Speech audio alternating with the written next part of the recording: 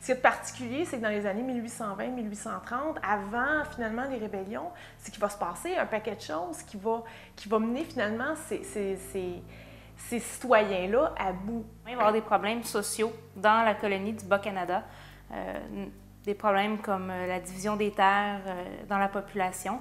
On voit qu'on hérite du régime français le système seigneurial, qui fonctionne très bien sous le régime français, mais avec l'arrivée des Britanniques, on va avoir des lacunes dans le système parce que les nouvelles terres qu'on va devoir ouvrir, ça va être des cantons.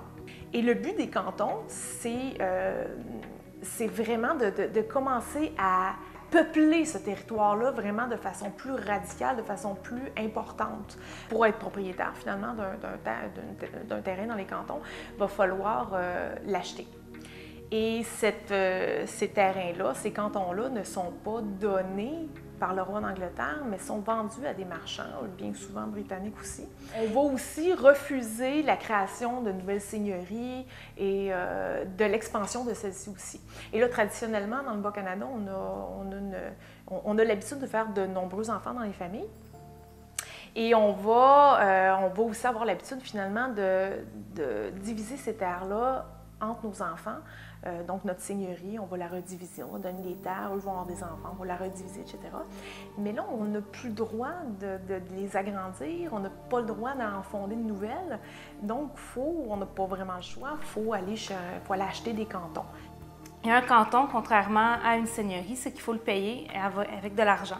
Ce que les gens vivant dans les seigneuries n'ont pas nécessairement. Et ces marchands qui vont les posséder vont un peu faire exprès pour faire monter les prix. Hein? Ils vont commencer à vendre les terres qui sont pas défrichées, qui sont loin des cours d'eau, qui sont loin des routes, pour garder celles qui sont les mieux situées, qui sont finalement les meilleures, les plus fertiles, en dernier pour faire augmenter les prix. Et ça va être vraiment un premier problème, une surpopulation finalement dans les seigneuries qui va commencer à toucher particulièrement les agriculteurs. Deuxième problème qu'on va avoir, c'est au niveau de l'agriculture. Il y a une année où, au mois de juillet, il y avait encore un peu de neige, il ne faisait pas très beau, là. Les gens n'ont pas pu planter leurs champs. Donc, ça va être des problèmes pour se nourrir. Pour des gens qui vivent d'agriculture, quand on ne peut même pas planter nos champs au printemps, il faut vivre de nos réserves de l'année précédente et qu'on n'y avait pas pensé, ça devient beaucoup plus compliqué là, de se nourrir. Et l'année suivante, on va avoir de la très belle température. Ça va être plutôt la mouche à blé qui va venir ravager les cultures, surtout dans la vallée du Richelieu ici. Dans ce problème agricole-là, en fait, qui est pas un problème précis en tant que tel, là, tout ça ne fera pas que les patriotes vont prendre les armes du jour au lendemain. Là. Mais comme je dis, c'est que ça va, disons, contribuer à un certain mal-être, à du questionnement dans la population. Mon troisième problème au niveau social, ça va être l'immigration. On va avoir une arrivée massive d'immigrants irlandais dans la colonie au début des années 1820. On a l'impression que le Canada, que le Québec, c'est récent, là, cette immigration-là, mais en fait, elle a toujours existé. Et c'est pas tant l'immigration qui va déranger, mais plutôt ce qui va être emmené par ces immigrants-là.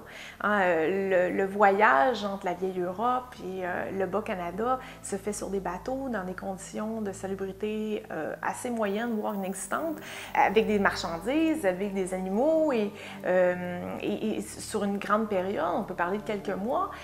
Donc, ces gens-là, quand ils vont arriver ici, ils sont malades.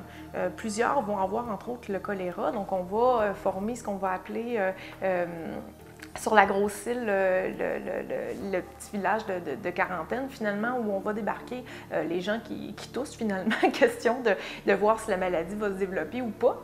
Et ensuite de ça, on va les réintroduire dans le Bas-Canada pour qu'ils puissent s'installer. Le choléra, c'est une maladie très contagieuse, très virulente, qui va tuer 20% de la population du Bas-Canada en près de 2 ans. On raconte en fait qu'à l'époque, là, chaque personne connaît au moins une autre personne touchée par la maladie qui va en mourir ou qui va en être très affectée si ce n'est pas eux-mêmes.